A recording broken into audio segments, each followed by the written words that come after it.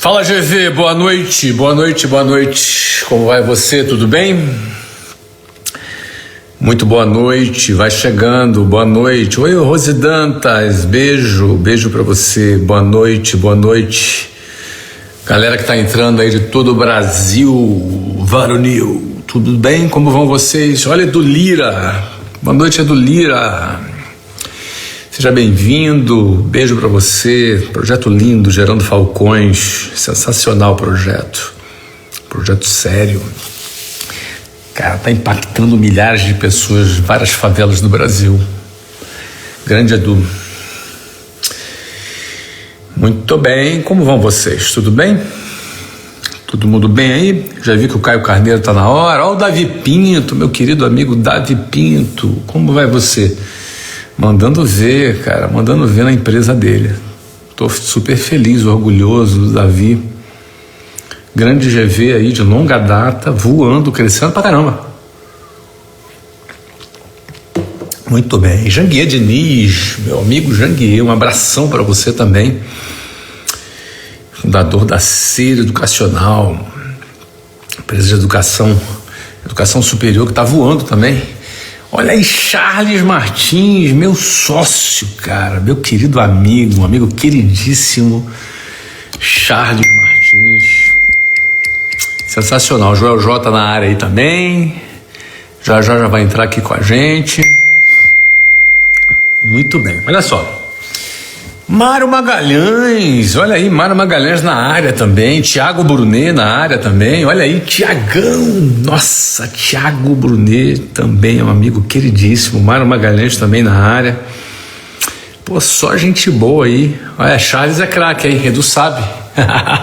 Também faz parte lá do Gerando Falcões. Bom, gente, eu vou ficar aqui falando só com os amigos aqui, mas hoje é dia de mais uma live nossa aqui de domingo. Todo domingo, 9h30 da noite, estaremos aqui numa live bacana pra gente falar da preparação da nossa semana, pra gente receber vocês de todo o Brasil, pra gente conversar aí, ó. Thiago Brunet pedindo Pix, hein? Bota o Pix aí, Thiago. Vai que a galera deposita aí, cara. Bota aí, cara. E a gente está recebendo aqui sempre Caio Carneiro, Joel J. Cada semana um é o host. Essa semana sou eu que sou o host, sou eu que sou o anfitrião aqui desse nosso papo bacana que a gente faz aqui todo domingo para dar aquele start na semana. E a gente traz um tema, eles não sabem qual é o assunto, não sabem qual é o tema. Ó, a Érica Cristina disse que é Pix também, Thiago Brunet, olha aí. Olha aí, Diego Rodrigues na live também, Diegão, comandante dos monstros. Será que vai dar monstros ou vai dar ursos essa semana, hein? Como é que será que vai ser essa semana? Meus queridos, para minha live aqui, junto com o Caio, junto com o Joel, para nossa live atingir mais pessoas, olha aí, cara, bota aqui o aviãozinho. Olha o Fernando Cruz, cara. Fernando Cruz, não pega no meu pé aqui não, Fernando, por favor, cara, não pega no meu pé. Fernando é um queridíssimo, tá fazendo falta lá no Twitter, tá fazendo muita falta lá, Fernando, muita falta mesmo. Mas olha aqui, ó, clica nesse aviãozinho aqui, esse aviãozinho esperto aqui do lado, onde tá saindo esses coraçõezinhos aí, clica aí, manda pra uma galera aí pra gente encher essa live. Eu vou trazer um assunto que eu tenho certeza que já passou na tua cabeça. Eu não tenho nenhuma dúvida que o tema que eu vou trazer aqui pros nossos amigos Caio e Joel já passou pela cabeça sua, já assombrou a sua cabeça. Eu quero falar de assombrações aqui, tá? Quero falar de assombrações e eu vou trazer aqui para você. Carlinhos Félix, meu querido de longa data, olha você aí, beijo para você também.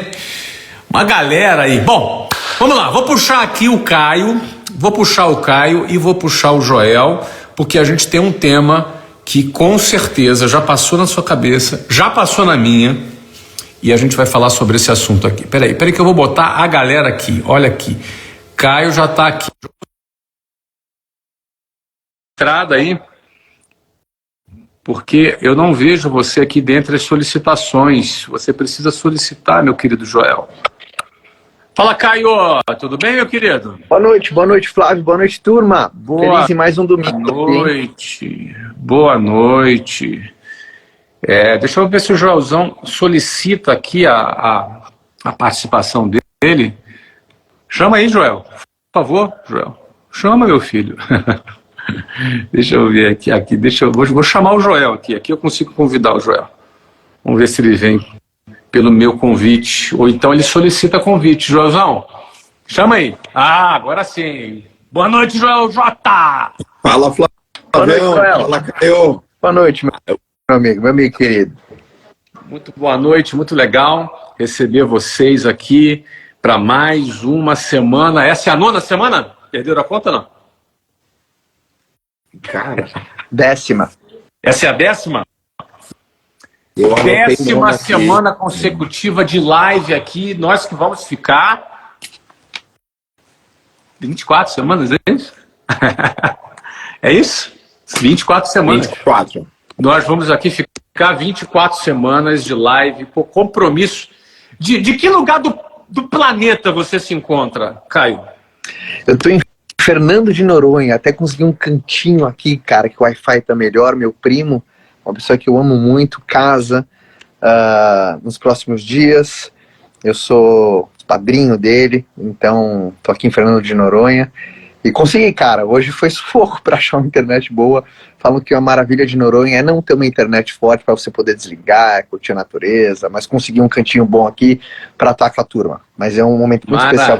Eu amo demais, Ulisses, meu grande. Bom, um abração pro Ulisses lá, que trabalha com a gente lá no Vence, vai casar. Parabéns, meu lindão. Que você seja muito feliz mesmo nessa nova fase da sua vida. Olha, o Caio foi até Noronha para prestigiar o casamento do Ulisses. Tá com moral, Ulisses. Tá com moral, hein? Ó, Caião viajou quantas horas até Noronha? Cara, 7 horas? Cara, Noronha deu uns 6 de viagem, umas 3 horas e pouco até Recife, aí ficou esperando 1 hora, depois vai mais uma até Noronha. Que espetáculo, maravilha. Casal maravilhoso. Bom, meus lindos, a gente vai falar hoje de um tema que eu tenho certeza que já passou na cabeça de vocês também, presumo que sim, e passou na cabeça de muitos dos nossos colegas que nos acompanham agora. Nós vamos falar sobre as assombrações do fracasso. Como que o fracasso nos assombra? Como que o fracasso nos assombra? Momentos da nossa vida de dificuldade, momentos da nossa vida em que a gente achou que não ia dar certo, teve vontade de jogar tudo para cima, ficou mal, ficou para baixo, ficou chateado, achou que não daria certo e teve vontade de desistir. Ou foi assombrado, não é? Tem várias formas que o fracasso vem e tenta nos assombrar, tirando a nossa autoconfiança, né? Fazendo com que a gente não se sinta merecedor, capaz de ter sucesso, capaz de alcançar aquilo que a gente busca, ou até naquela trajetória natural da busca pelo sucesso, pelo crescimento, para acertar. Às vezes isso não dá certo de primeira.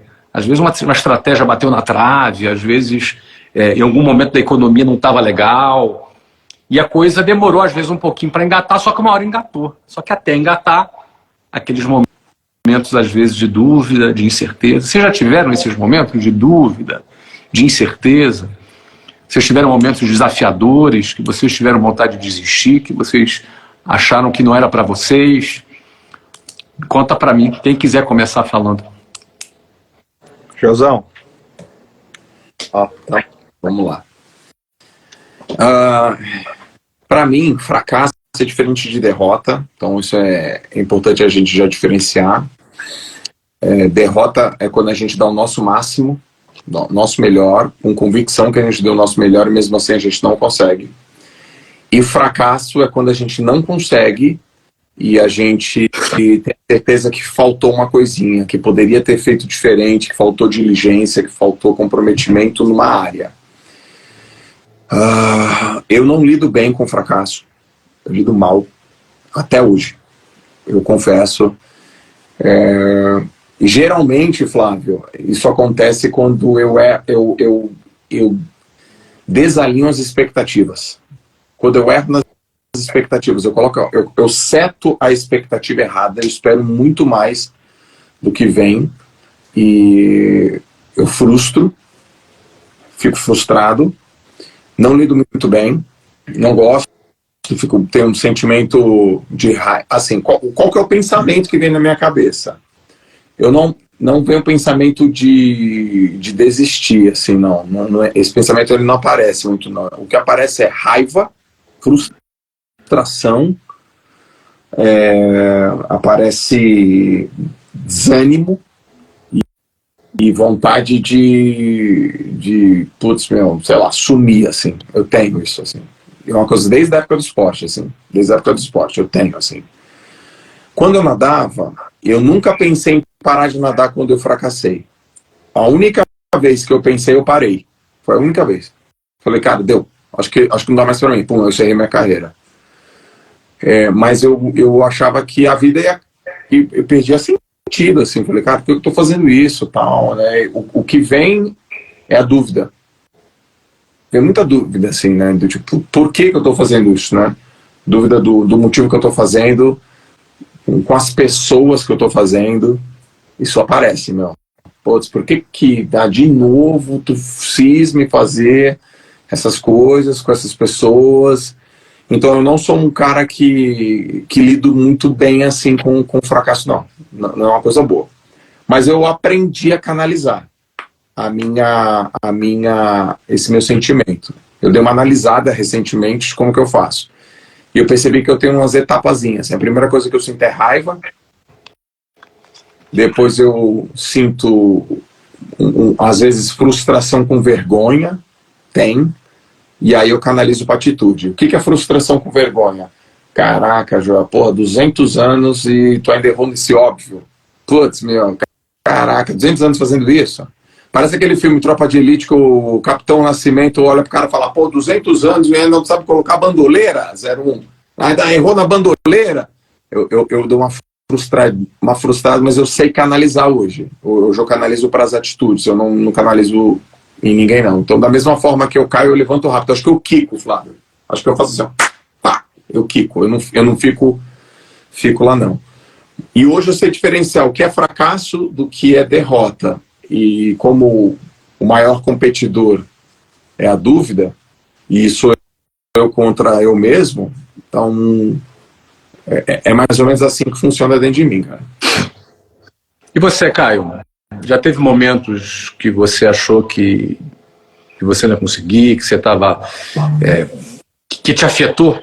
Porque assim, a gente leva não, mais luta. Leva não, mais luta. Leva não, mais luta. Mas em algum momento, alguma situação pode ter acontecido que te afetou. Você já teve esse momento? Esse momento assim que o fracasso quase te abraçou, quase te pegou? Já. Vou completar um pouco o Joel, que faz muito sentido a colocação dele, e para mim, assim, a desarmonia, o desalinhamento entre expectativa e realidade, surge algo chamado frustração. E uma coisa que, de maneira inconsciente, no comecinho da minha carreira, mas que me fortaleceu muito, eu não sabia muito explicar, depois, de uma certa maneira, ficou mais claro para mim, é que eu nunca levo um tombo pro lado pessoal. Sempre não levar qualquer tipo de tropeço pro lado pessoal, parece que meu poder de reação sempre foi muito maior. Mas, geralmente, quando alguém tropeça, é aquele questionamento, puta, será que eu presto? Será que eu sirvo? Será que eu tô na indústria certa? Será que é pra empreender pra mim? Esses negócios de Flávio ficar falando, esse negócio que já vai ficar falando. Então, eu nunca levei qualquer tipo de tropeço pro lado pessoal. Isso sempre, desde moleque. De maneira inconsciente no começo. Então, na hora que qualquer coisa não dava certo, ou não dava no tempo que eu tava buscando, eu falei assim, puta, o que faltou?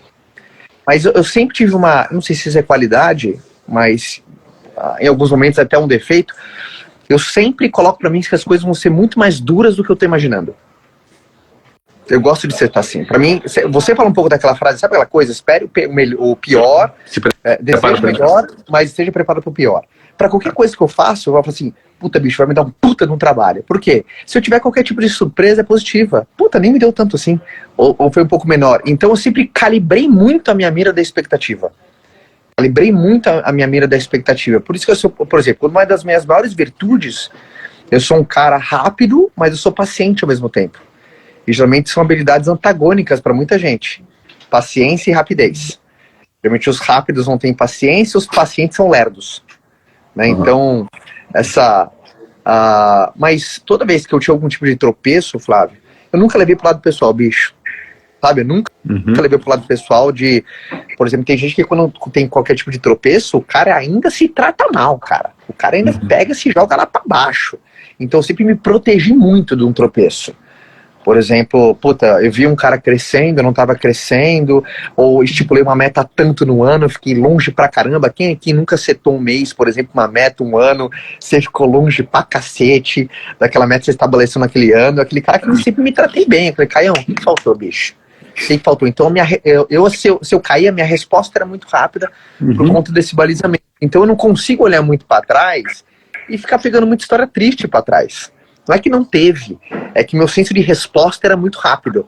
Né? Então, toda vez que eu via que eu entrava nisso, era nesse tipo de pensamento que eu sempre me encorava. Por exemplo, você falou muito de dúvida, né? Para mim, a dúvida, ela é uma grande armadilha para qualquer coisa, porque ela não te impede de começar alguma coisa. Por exemplo, tem muita gente que abriu um negócio em dúvida. Como assim? Porra, bicho, não sei se eu vou abrir um restaurante. Vamos lá, vai, beleza, vamos. Qual que é o problema da dúvida? A dúvida é uma certeza futura que quando um problema que você não estava prevendo. Deu uma picotada do Caio para mim aqui, João. Deu uma cortada? Agora voltou, Caio. Só completa, por favor. A dúvida, a galera tem que tomar cuidado com dúvida, mas eu acho que a grande questão para jogar essa bola para você, eu sempre calibrei muito expectativa versus, desafio versus batalha, nunca levei pro lado pessoal, então toda vez que eu tropeçava eu não ficava muito tempo no chão, porque uma frase que mudou a minha vida que era o seguinte, tá na merda não é vergonha, não fazer de nada pra sair dali é. Ou o seguinte, assim, cair não é vergonha, não fazer nada pra levantar é. Então eu sempre fui um cara que eu levantei muito rápido, eu sempre levantei rápido. Eu me tropecei rápido. Eu sempre, assim, erro rápido, aprendo mais rápido e recomeço mais rápido ainda. Então, isso me ajudou muito, Flávio. Isso me ajudou muito. Sempre. Sempre. E você? Bom, eu completei 51 anos semana passada. Chegou bem, Flávio. Chegou voando, hein? Voando, né? Chegou que bem. isso, hein? Mas ainda... Olha o tapetinho dele. Coloca o tapetinho mais perto da câmera, que pela primeira vez o tá mais penteado que o meu hoje. Não, cara. 51, pô. Você Ó, chegou vou te falar, muito bem. Ó, quero ver você chegar com 51 com esse tupete aqui, hein, cara. Chegou bem, pô. Chegou bem. Ah, quero ver. Chegou voando. Mas o ponto é o seguinte, eu completei 51 anos. E nesses 51 anos, eu também completei 32 anos, completo agora em março, 32 anos que eu comecei minha carreira vendendo, na área de vendas. E eu nunca me esqueço dos meus primeiros dias. Eu vou te dizer, meu primeiro ano, cara. O meu primeiro ano, inesquecível. Eu nunca me esqueço. E eu me esforço para não esquecer. Porque, na minha opinião, as maiores transformações na minha vida ocorreram nesse primeiro ano. Porque é ali onde 99,9% das pessoas desistem. Porque naquele primeiro ano eu tinha que vencer muita coisa, cara. Tinha muita coisa para vencer, né? Eu tinha a distância geográfica onde eu morava, o ônibus cheio, a dureza, a falta de grana, tinha que aprender a vender, ia para Orelhão, 40 graus no Rio de Janeiro, telefone público, cara, não ganhava salário, só ganhava comissão, então se eu vendesse... Cara, era um campo de batalha muito sangrento, os meus primeiros meses ali, né? Então, nesse campo de batalha, passa muita coisa na cabeça.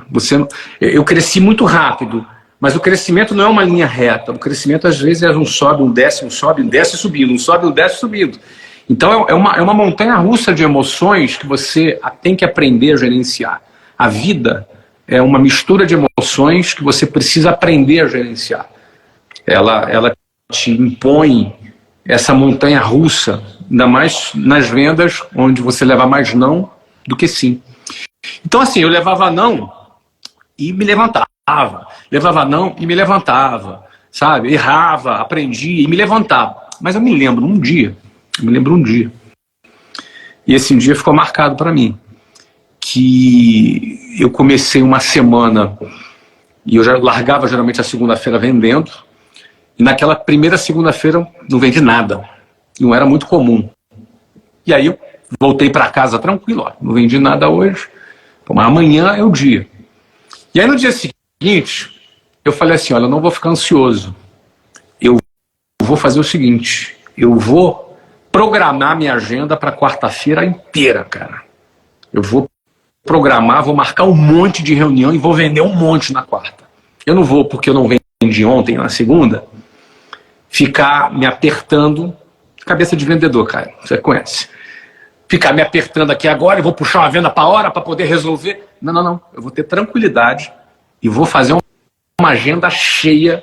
E foi isso que eu fiz. Fiz uma agenda lotada para 6 encontros com clientes na quarta-feira. 6 encontros com clientes na quarta-feira e que, assim, muito bem marcado, muito bem feito. Falei, cara, vou arrebentar na quarta. Só que é o seguinte, eu dormi mais uma vez na terça-feira sem vender nada. Então eu entrei na quarta-feira zerado na semana. Só que eu falei assim, ó, tô tranquilo. Aquele dia eu dormi um pouco mais cedo na noite anterior, cara, tomei um bom café da manhã, falei, cara, hoje é o dia. Olhei pro espelho e falei, você é o cara, você vai arrebentar hoje. Você olhava no espelho também para dizer que ia arrebentar o dia? Eu olhava no espelho, conversava comigo, pá, você é o cara. E aí, na primeira entrevista que fui fazer, não vendi. E aí saí de lá pensando assim, não, tô tranquilo, tenho mais 5, tô tranquilão, é normal. Você vai trabalhando a tua cabeça, você entendeu? E aí a segunda entrevista, pá, desmarcou. E aí eu falei, não, cara, tá tudo certo, tenho mais 4. Na terceira entrevista, não vendi nada. E aí eu comecei a fazer aquela pergunta daquele cara que está sendo afetado pela ansiedade. Cara, o que está acontecendo? Essa é a pergunta. O que está acontecendo? Eu já estava no meio da quarta-feira, não tinha vendido nada na semana. Aí eu fui para outra entrevista, não vendi. Comecei a ficar muito ansioso. Aí eu fui para uma que era a minha melhor entrevista do dia. Era com 2 diretores de uma empresa de navegação. Eu lembro da cara dos sujeitos, cara. Faz 32 anos isso. Eu fui lá para fazer a entrevista com os 2. E os 2 estavam presentes. Esse cara top, diretor de empresa, numa baita de uma empresa de navegação do lado da escola. Os caras iam andando para a escola. Do ladinho, os caras com grana, com interesse, com necessidade de falar inglês, que era o curso de inglês que eu estava vendendo. E eu fui para a entrevista com os caras. Eu fui, tudo certinho, na técnica, passo a passo, na técnica. No final, um cara estava mais dentro, outro cara estava mais ou menos. O cara que estava mais ou menos me colocou uma objeção que numa situação normal eu tiraria de letra. Mas é muito provável que eu estivesse com um outdoor aqui na minha testa, assim, ó, estou ansioso, pelo amor de Deus, compra, eu estou desesperado. Muito provavelmente. E aí, naquela objeção, o negócio começou a sair da minha mão, e aí o outro cara entrou na do cara, a conclusão desandou, eu saí de lá sem vender nada. E pior, eu saí de lá pensando assim, cara, a minha sensação era que eu nunca mais na vida ia vender. Eu saí, era 6 horas da tarde, eu saí do escritório de lá, andando pela Avenida Rio Branco, no centro do Rio de Janeiro, lotado, aquela formigueiro de gente na Avenida Rio Branco. Quem é do Rio de Janeiro sabe como é que era, pelo menos, não sei se é hoje ainda. A Avenida Rio Branco à noite, todo mundo saindo dos escritórios, indo embora, e eu me senti uma formiga andando no meio de um monte de elefante, cara. Eu me senti pequeno, cara.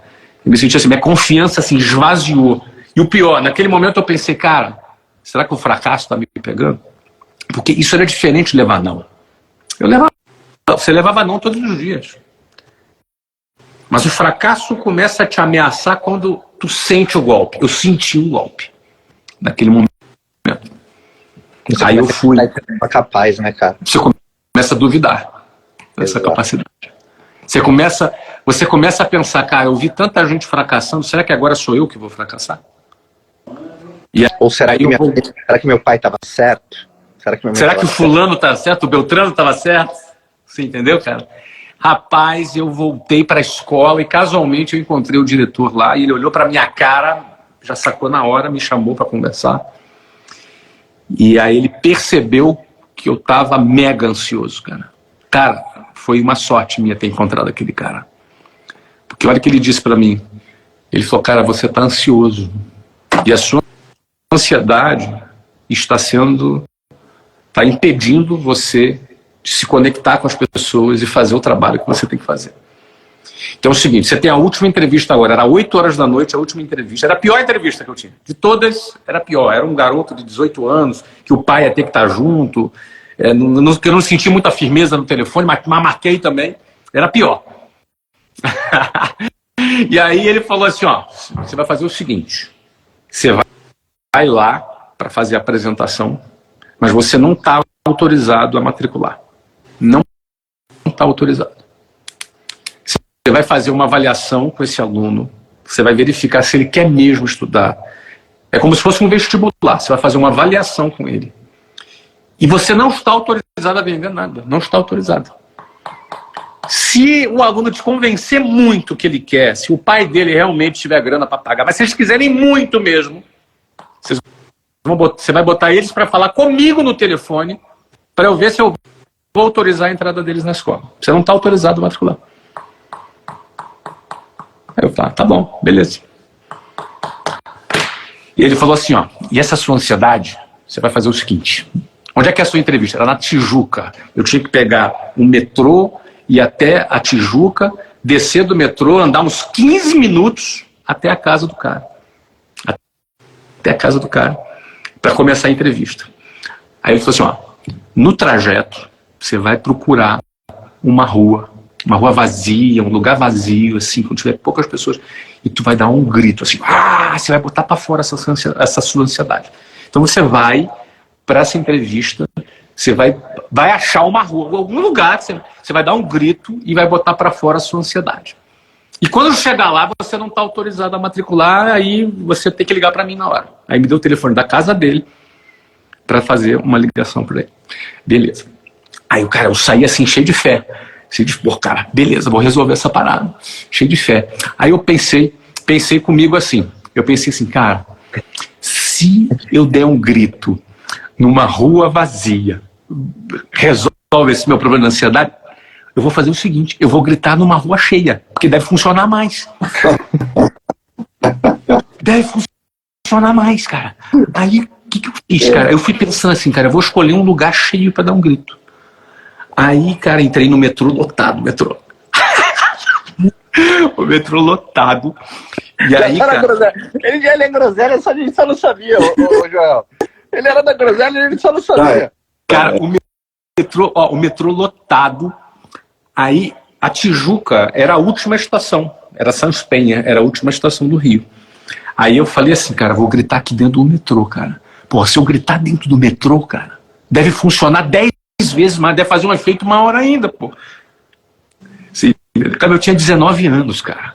Aí, cara, eu fui pra porta do metrô. Aí quando tava chegando na estação, lotado, o metrô lotado, eu fiquei assim na porta, quietinho, né, cara? Imagina, eu de gravata, quietinho. Quando a porta abriu, eu dei um grito. E saí correndo.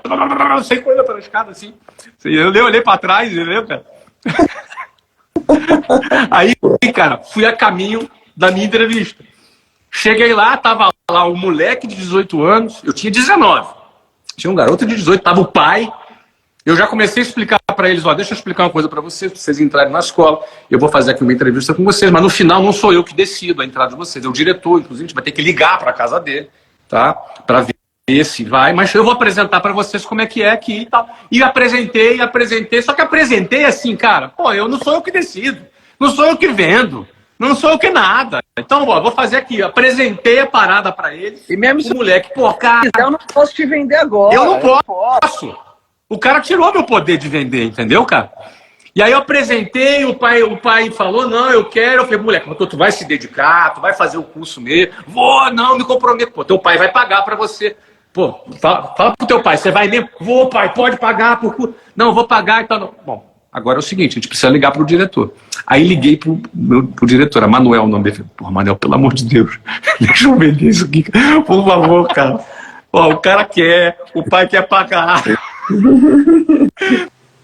O pai vai pagar. E aí ele fez o jogo. Eu falei, não, não vai vender nada, cara. Não pode. Negativo. Falei pra você que não. Ele quer, aí me fez dar relatório. Eu fiquei dando relatório, não, o perfil do cara é assim. E aí na frente deles. Aí, cara, no final eu botei eles pra falar com eles, conversou mais uns 5 minutos com ele, com o pai. Aí conversou com o garoto, aí voltou pra mim, Flávio, tá autorizado a matrícula, pode fazer a matrícula. Ah, tá bom, obrigado. Eu fui lá, fiz a matrícula. E aí aquilo, né, Caio? Saí da casa do cara. O cara fecha a porta. Eu sempre achava, ele pode estar olhando pelo olho mágico, então eu ficava assim, quietinho, postura. Agora, quando entrava no elevador, Caião, como é que era no elevador quando você entrava?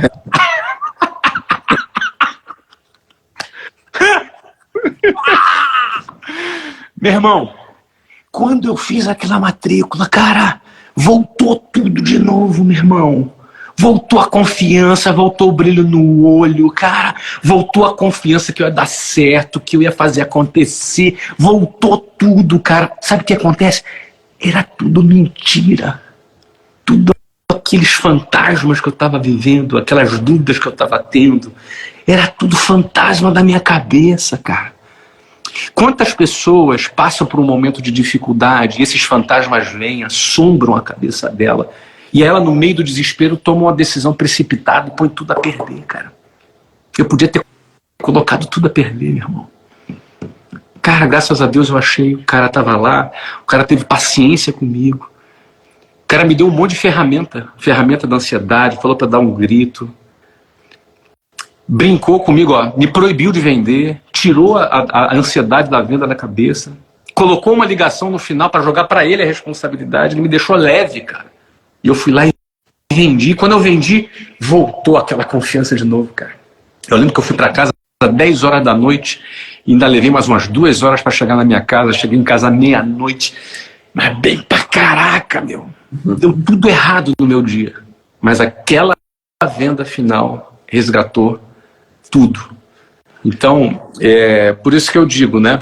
A trajetória de vitória de uma pessoa não é feita só de vitória.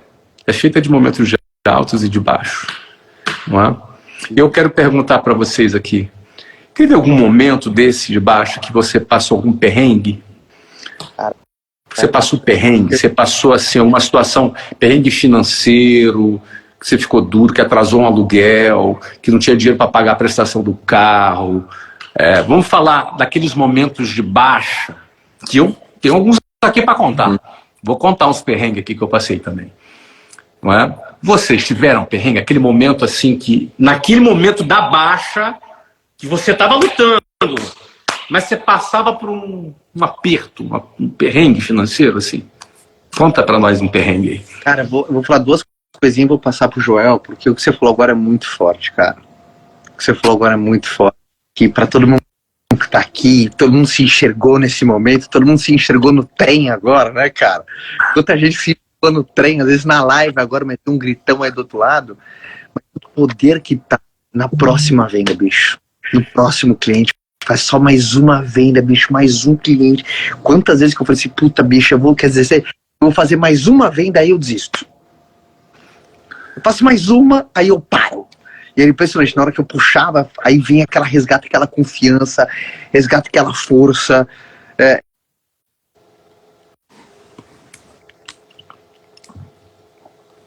Tá variando a internet do Caião, que tá lá em Noronha. Vamos para você, Joel, vamos lá. Daqui a pouco ele volta. Ixi. Acho que voltou, Caio. Você te cortou, cara. E aí, cara? Voltei. Momento do perrengue. Conta pra nós um perrengue, meu querido. Momento do perrengue. Eu acho que tem momentos que parece que tem um turbilhão, né? Você falou de reunião. Primeiro, meu áudio tá bom aí pra vocês? Tá bom? Agora tá melhor, isso. Tá bom? Tá. Uhum.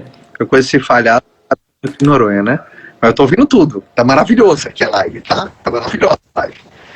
Mas, vou contar uma passagem aqui. Eu lembro uma vez, e vocês me falam se não estiver bom pra mim aqui, tá? Eu tô ouvindo. Uma vez eu fui fazer duas reuniões que foram muito marcantes assim pra mim.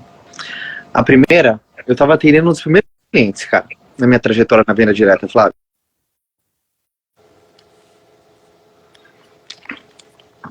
Realmente ficou pior aí a conexão do Caio. Joãozão, vamos lá, Joãozão, porque tá ruimzinho. Vamos lá. Caião, segura um pouquinho, Caião. Tua internet tá bem ruim. Tua internet tá bem ruim, cara. Só segura um pouquinho que daqui a pouco ela deve melhorar. Deixa eu começar com o Joel aqui. Conta um perrengue pra nós aí, Joel. Primeiro perrengue, depois... Tá bom. Eu tô aqui, eu lembrei, né? Eu comecei a empreender na área da educação física. Eu fui demitido, Flávio. Eu dava aula na faculdade e eu dava treino na mesma...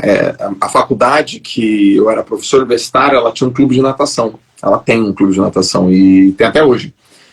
E eu fui demitido do clube de natação e depois da faculdade o motivo é porque eu queria empreender.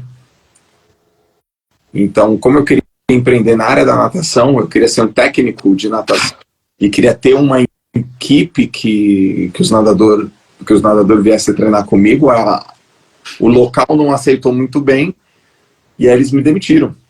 E eu lembro que eu falei no dia da demissão assim, pô, então se eu quiser trabalhar com natação, eu só vou poder trabalhar aqui? Não é bem assim, não, mas é o que está aparecendo, né? E quando eu fui demitido, eu perdi o dinheiro que eu ganhava e eu tinha minha vida, né? Eu tinha conta para pagar e tal, né? E eu tinha comprado um apartamento na planta. E era um apartamento que eu tinha comprado que eu olhava todos os dias, eu passava na frente do tapume para ver se eu via uma estaca, pelo menos, do apartamento subindo, cara. Aquaplay em Santos, Bolsa do Café, apartamento 52. Eu fiquei 3 anos vendo aquele negócio e quando eu fui demitido, eu falei, cara, vou ter que vender o meu apartamento, porque eu não tinha dinheiro. E aí eu tinha que empreender, eu comecei a empreender e eu era um treinador na época de natação muito renomado no país, e porque eu estava no clube, e aí eu voltei a dar treino de natação em escolinha de natação, cara, em Santos, escolinha assim, de piscina de 20 metros, 4 raias.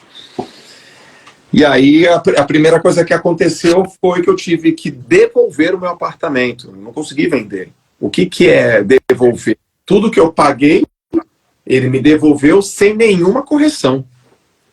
E aí com o dinheiro que eu peguei, que era muito pouco, eu quitei um carro que eu estava com dívida. Então eu quitei o carro, fiquei sem apartamento, mas o carro também eu tive que refinanciar. Foi um troço muito doido, assim, né? Foi um troço muito doido. E aí eu fui tentando, cara. Fui tentando. Eu tentei ser treinador em outros clubes, não consegui. Depois eu tentei ser coordenador de algumas academias de natação, não consegui. 2009 isso, 2009. E aí eu trabalho. Aí teve um dia que eu não tinha mais dinheiro, nenhum dinheiro. Eu já tinha pedido empréstimo no banco. Aí eu fui de novo pro gerente do banco e falei, empresta mais dinheiro? Aí ele falou, não, mano, você já tá com 3 pedidos de empréstimo aqui, não tem mais como. Aí eu falei, tá bom. E aí eu lembro que eu tinha um carro financiado, 1 quarto de gasolina. 1 quarto de gasolina, era terça-feira, e eu só ia receber R$500 na sexta. Essa era a minha realidade, que era de um pai de 2 atletas, que que ia me dar R$ 500 na sexta-feira. Eu não tinha dinheiro na conta. Eu tinha perdido meu apartamento, meu carro era financiado, eu tinha um quarto de gasolina. É a história do carro chinês que eu sempre falo. Eu não tinha nenhum dinheiro na conta, nada. E um amigo meu me liga numa terça-feira, Hugo Dupré, e fala assim: Joel, ele era um ex-nadador que era vereador, ele queria que eu me ajudasse ele num plano esportivo, educacional para a cidade de Santos, que ele queria ser o secretário de esporte da cidade de Santos. Ele falou: cara, não dá uma luz? Dou. Então, eu sei que você gosta de temaki, vamos comer um temaki? E aí, Flávio, eu não tinha dinheiro, cara. E eu namorava uma menina. E aí eu falei: putz, o Hugo me chamou para comer um temaki. E ela falou assim: você vai? Eu falei: não, eu não vou. Ela: por quê? Porque eu não tenho dinheiro, pô. Eu não tenho dinheiro, cara. Flávio e Caio, ela tirou da carteira dela R$ 50, cara. E falou assim: você vai. E me deu a nota de R$ 50, assim, e você vai. Aí eu peguei essa nota, mas eu peguei com uma raiva, cara, com ódio. E eu fui até o dia do temaki, lá no lugar do temaki. E aí eu cheguei lá na hora do temaki, o Hugo: e aí, Joel, quer um temaquinho? Eu falei: não quero não, cara, não tô com fome, já jantei. E água? Eu falei: não, eu não tô com sede. E ele: então vou pedir um temaki. Ele comia aquele temaki de salmão, cebolinha e cream cheese, que eu amava, ele comia. E vinha aquele cheirinho. E a gente ficou umas 3 horas conversando, e lá... E aí eu peguei os R$ 50, voltei para casa dessa ex-namorada que eu tinha, pela 11 da noite, ela falou: e aí, como é que foi a reunião? Eu falei assim: nem lembro que a gente conversou, só quero te falar uma coisa. Peguei os R$ 50, devolvi na mão dela e falei assim: nunca mais, na minha vida, eu passo por isso de novo. Você presta bem atenção no que eu estou te falando. Milena é o nome dela. Eu nunca mais vou passar por essa situação de novo. Eu nunca mais, velho. Nunca. Eu comecei a falar umas coisas pra mim: nunca mais eu vou passar por uma situação de ficar sem dinheiro em toda a minha vida. Nunca mais, nunca mais, nunca mais. Fui pra casa com um quarto de gasolina. Na sexta-feira recebi os meus R$ 500 e ali começou a vida começou a dar certo. Você deu o grito no metrô. O meu que foi um grito também, de assim: nunca mais eu vou ficar à mercê, né, de alguém me dar emprego, ou de uma empresa dizer sim ou não para mim. Eu vou atrás, vou fazer acontecer. Nunca mais eu vou ficar à mercê de outras coisas. Eu lembro, isso foi em 2009. Quando você falou a primeira pergunta, eu demorei para lembrar. Mas quando aí você contou a sua história, que você voltou 32 anos, eu falei: cara, deixa eu dar uma voltada, que tem várias tretas lá atrás. Aí foi facinho lembrar também. Eu lembro da história do temaki. Então você teve a história do metrô, eu tive a história do temaki. Joel, você é um cara discreto e bem acessível, é isso que te conecta com as pessoas. Mas eu acho que compensa, se você estiver disposto, claro, você não é obrigado a fazer isso se não quiser, para a gente fazer um contraste com essa história. Quanto é a previsão de faturamento das empresas JJ em 2023? Qual é a previsão total de faturamento das suas empresas todas somadas? R$ 50 milhões. 50 milhões de reais. Então, temaki, 50 milhões. 50 milhões. Registra na tua cabeça. Temaki. Ou seja, por trás daquele cara de sucesso que fatura dezenas de milhões por ano, um dia ele não tinha dinheiro para comprar um temaki. Registra, por favor, você que está assistindo essa live. Isso agora aqui. Caio, vamos ver se a sua internet está melhor agora, cara. Conta um perrengue teu, desse nível, assim. Cara, é impressionante que quando eu falo de perrengue, vem muito forte assim na minha cabeça, os piores acontecimentos foram sempre próximos a momentos onde pessoas estavam tentando me puxar para baixo. Tipo, as piores vendas que eu não consegui fazer naquelas semanas e meses que ninguém acreditava em mim. E parece que ela acaba mais. Quando alguém próximos a você: porra, Flávio, vender curso de inglês, porra, bicho, você, na escola naval, vai arrumar, né, trabalho num jornal para vender curso de inglês. Aí você sai, e aí você vai fazer uma entrevista, E às vezes eu já fui tratado que nem lixo do outro lado, pra pessoa que tava do outro lado da mesa. Ao ponto, eu já vi pessoas no meio de uma reunião, cara, fazendo uma reunião de vendas, a pessoa levantando e jogando dinheiro assim na minha cara. Tipo, eu pago o café, não tenho tempo pra essas besteiras. Mas, e aí dentro de uma semana onde você acabou de vir, dói mais. E não necessariamente, às vezes eu coloco uma circunstância outra, pô, Caio, mas nem é tanto assim, mas lá era. Lá era. Então, aquilo foi um perrengue. Né, um perrengue que até eu coloquei no Seja Foda, quando eu peguei 500 quilômetros pra fazer uma reunião e o prospecto não foi, bicho. Bolo. Bicho. Em Alfenas, cara. Eu não tinha grana, cara, pra fazer isso. Caraca. Sabe? Coisa, puta. Eu acho que eu gastei mais de gasolina do que eu tinha ganhado de comissão no mês, cara. Peguei o meu carro, fui até Alfenas e o cara marcou comigo, ele não foi, ele nem me atendeu, ele não deu nem satisfação, eu peguei o carro e voltei. E eu lembro que pessoas próximas a mim, porque eu tava falando muito daquela reunião, né? Que é aquela coisa, né? Falando muito daquela reunião. E aí, pessoas próximas a mim, você sabe que perguntam pra dar uma alfinetada, e aí, cara, como foi aquela tua reunião lá em Alfenas? Falei, cara, foi incrível. Ninguém falou mal do meu produto. É verdade. Ninguém falou mal nem falou nada, né? Mas eu acho que esse tipo de perrengue, principalmente quando a gente fala de negócios, essas provações, né? O que a gente chama de desafio, Deus chama de treinamento. Aí é um ponto da minha crença, sabe? Então, são momentos como esse, essa viagem de 500 quilômetros, um menino começando, sem resultado, e aí vai lá, o prospecto não vai, e um monte de gente enchendo o saco, você não vai conseguir. Então, eu acho que isso tudo se torna um perrengue, né? O Joel não tendo dinheiro para comprar o Temac, é aquela coisa, parece que muitas pessoas interpretam, por exemplo, uma circunstância dessa como eu preciso desistir, ou isso não é para mim, ou... Então, essa interpretação de circunstâncias como essa, eu acho que é um grande poder que todo mundo tem que refletir bem, cara, porque um significado errado no momento de perrengue pode ser um ponto de inflexão para baixo da tua vida, porque quando muda tangente na matemática, e todo ponto de inflexão é uma decisão. E quantas pessoas, às vezes, abrem mão de um futuro por causa de um lance único, né, cara?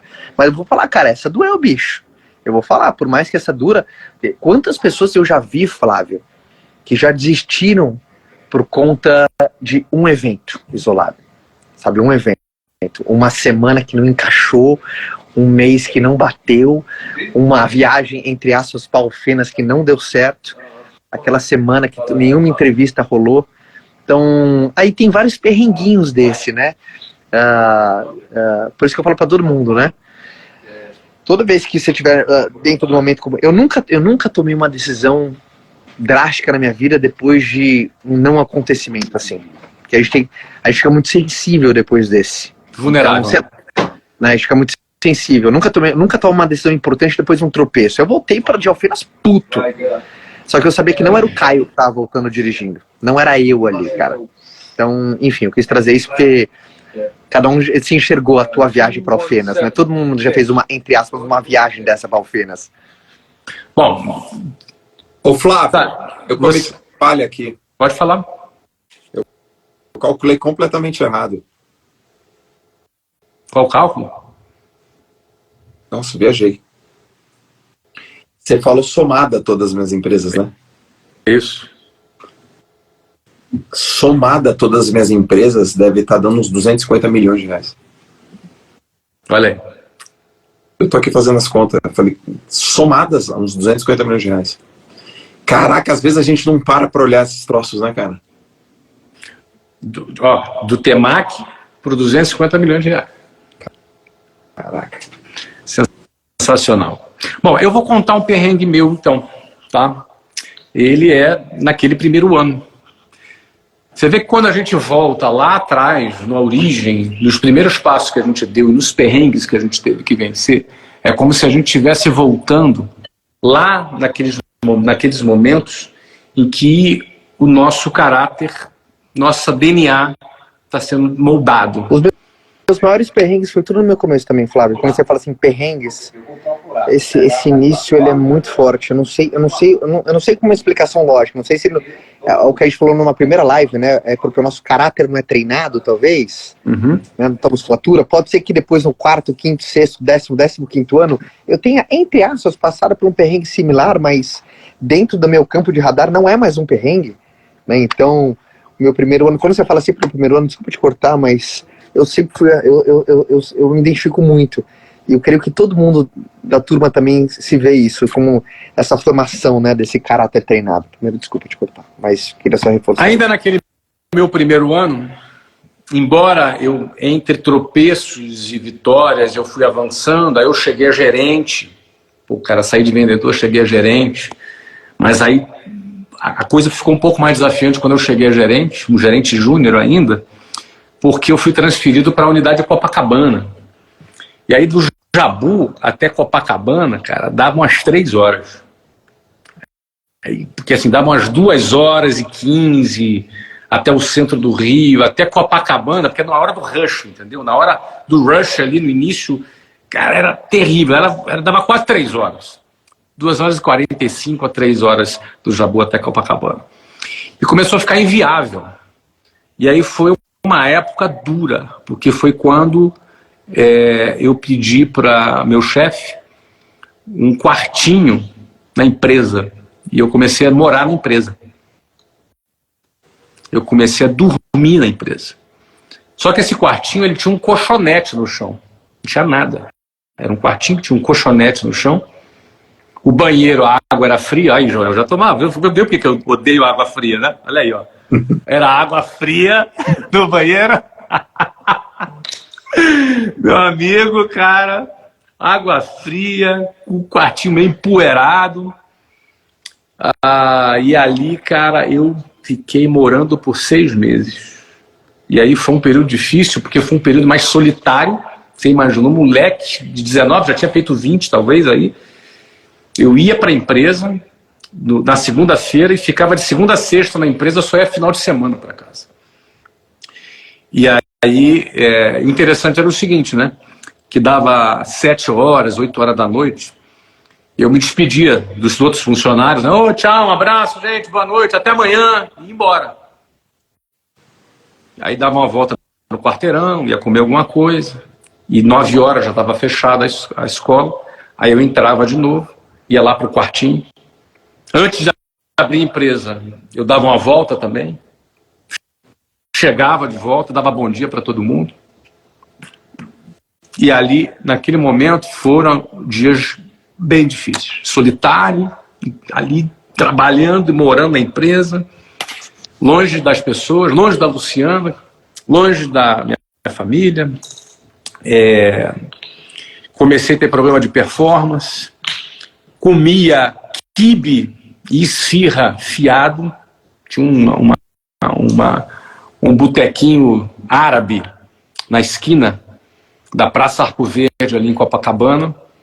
Fiz amizade com o cara, e aí eu comia fiado e pagava no dia do pagamento. Teve dia de pagamento que eu não tinha grana para pagar tudo. Ia lá, conversava com o cara, pagava metade, continuava pegando a esfirra fiado. Foram 6, dos 6 meses aí foram uns 3 meses. Só na esfirra e no quibe. Pelo menos eram gostosas, eram ótimas. Mas era só esfirra e quibe, fiado. Naqueles momentos assim de maior dificuldade que eu passei no início ali. E é justamente nesse início que você pode desistir. É justamente nessas situações onde você fica mais vulnerável é que você pode desistir. Antes da gente continuar, eu vou fazer uma perguntinha para a nossa audiência que está nos acompanhando. Respondam para mim. Você está passando agora? Só responde para mim quem está passando agora o seu momento de perrengue. Bota aí, ó. Bota assim, eu. Só escreve assim, eu. Mais nada. Eu. Quem está passando no seu momento de perrengue agora, nesse momento? Só escreve assim embaixo. Eu. Acho que tem um delayzinho, né? Demora um pouquinho. Ali, ó, já apareceu o primeiro eu ali, ó. Eu. sim. Não é sim, ô cabeçudo. Eu. Seu pangaré. É eu, não é sim. Isso, eu e muito. Olha aí, eu é pouco, cara. Eu. Posso fazer uma pergunta para vocês dois? Passa. O que te, Enquanto a galera tá dizendo, ó, enquanto eu vou lendo os eu. Manda aí. o que te manteve firme enquanto todo mundo mais pararia? Eu tenho uma boa. Vai, Por Joel. que Eu você não largou? Teve dia que eu ia largar, galera. Teve dia que eu ia largar.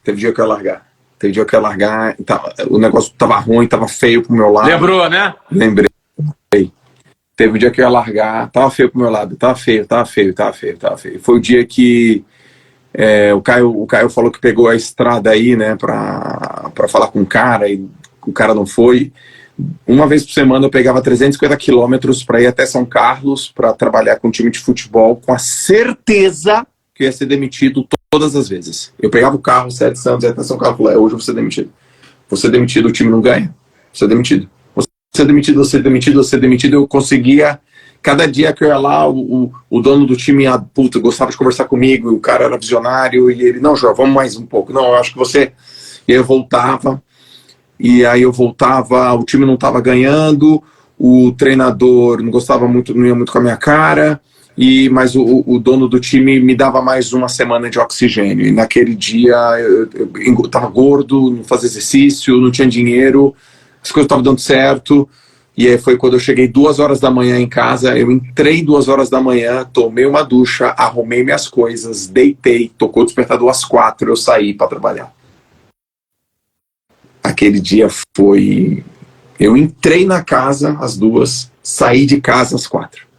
E entre as 2 às 4 eu tomei banho, arrumei minhas coisas, e eu devo ter deitado uns 40, 50 minutos. E quando eu levantei, eu falei, não dá mais. Não tem como. Fim, game over pra mim. Isso não é vida. E aí eu tô no elevador, era a casa dos meus pais, e aí antes do elevador chegar, a porta abre. Minha mãe, cara. Com uma roupinha assim. Já vai sair, meu filho? Vou, mãe. Acabou de chegar. Eu falei, mãe, tem que trabalhar. Aí ela disse assim pra mim, não desiste. Isso vai passar. Foi isso. Só isso. Me deu um beijo e parece que ela encheu todo o meu tonel de energia. Eu fiquei com 400 metros de altura. Eu fui outro cara pro trabalho. Não desiste, meu filho. Isso vai passar. Minha mãe, às 4 horas da manhã, na porta do elevador. Se não fosse ela ali, game over pra mim. Game over pra mim. Essa foi a história. E aí, Caião? Impressionante, né? Às vezes não, em muitos casos, às vezes Deus usa pessoas para falar com a gente, né? Sempre, em alguns momentos, trajetória também tem uma coisa, um lance muito forte com a minha mãe. Minha mãe sempre em momentos pontuais, sempre me dando um aconselhamento, toque. Minha mãe falou a primeira vez para mim a frase que eu gosto de dividir com a galera: não peça a Deus para guiar os passos, você não está disposto a mover os pés. Meu filho, a animação passa, mas a desanimação também.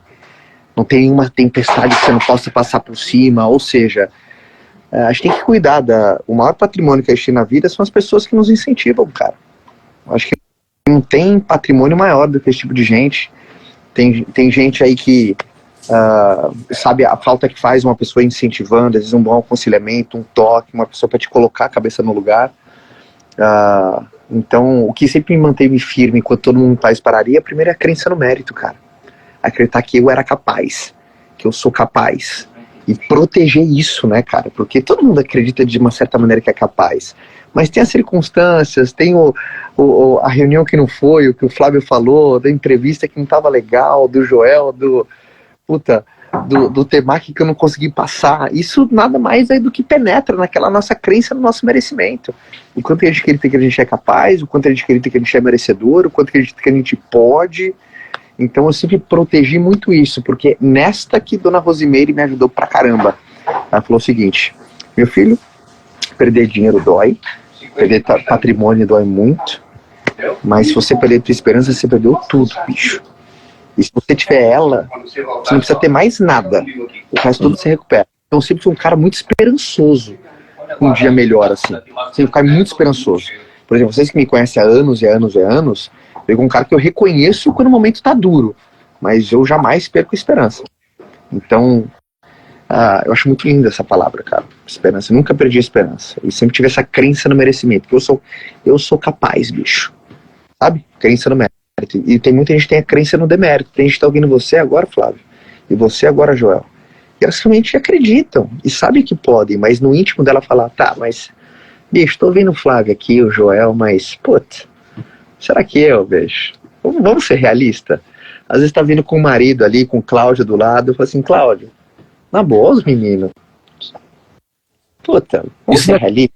Isso não é pra gente. Os caras, sempre os caras, bicho. Sempre os caras, olha o Flávio. O cara é um monstro falando, olha o Joel, que potência de agir. O Caio, então é pros caras. E não, o Cláudio. Eu nunca, bicho, eu sempre acreditei que eu era capaz. Não é prepotência, turma, não é arrogância, é senso de merecimento, cara. Meu querido, a gente encerra a nossa live hoje, olhando no teu olho agora, e na esperança de tocar o teu coração, para você acreditar que dias melhores serão vividos por você. Eu falei de um momento de caos aqui, de todos nós. De repente, você está acostumado a ver a gente no topo, com manchetes nos jornais, faturando milhões e milhões e milhões. E a gente não esconde isso, né? Eu sou um cara muito transparente. As pessoas elas sabem muito da minha vida, porque ela está nos jornais, está nas revistas, está em todos os lugares. Você não vai ver nas revistas o quibe que eu comia. Você não vai ver nas revistas o colchonete que eu dormia, o quarto empoeirado que eu dormia. Você não vai ver nas revistas retratado a minha solidão todos os dias à noite, longe das pessoas, morando escondido dentro da minha empresa, comendo fiado quibe, esfirra, porque eu achei um anjo de um cara que era dono de um boteco. Aliás, eu nem lembro do nome dele, eu tentei achar esse cara. Não consegui, não tem mais a lojinha lá. Você não vai ver nos jornais, nas revistas, nas matérias, nos portais. Você não vai ver a minha angústia, a minha ansiedade na hora de vender. Ninguém vai publicar sobre as minhas dúvidas sobre o futuro. Ninguém vai dizer sobre a conta do quibe da esfirra que eu não tinha dinheiro para pagar. Ninguém vai publicar. Vão publicar que eu vendi a WhatsApp por quase 1 bilhão, que eu vendi o Orlando City por mais de 2 bilhões. Vão publicar muitas coisas sobre mim, só as coisas boas. Esses perrengues não vão ser publicados. Essa live foi dedicada a você que falou eu. Essa live é para você, meu caro.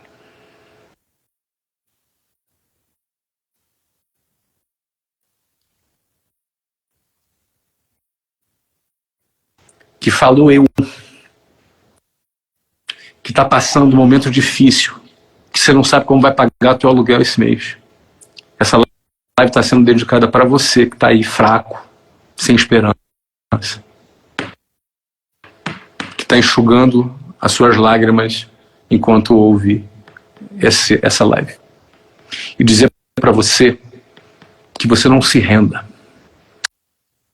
Dizer para você que você não se entregue. Dizer para você que você não perca as esperanças. Dizer para você que daqui a um tempo é você que vai estar numa live encorajando as pessoas a seguirem adiante. Essa live foi para você, tá bom? Joel, Caio, suas últimas palavras. Pô, pegou forte em mim aqui esse final, hein, meu? Caraca. Cara, eu acho uma das coisas mais lindas da vida isso aí, Joel. Sabe? O dia que eu caí, você me levanta. O dia que eu caí, você cair, eu te levanto. O dia que nós três...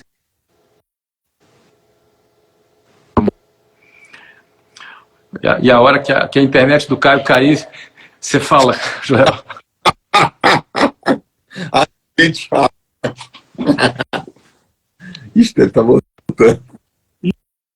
Engasgou. Engasgou. Vai lá, vai você, Joel. Vai você, Joel.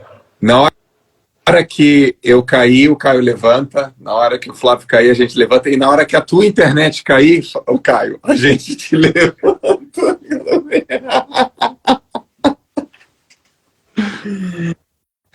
Eu quero agradecer, a live foi especial, bacana, foi muito bonita, foi importante.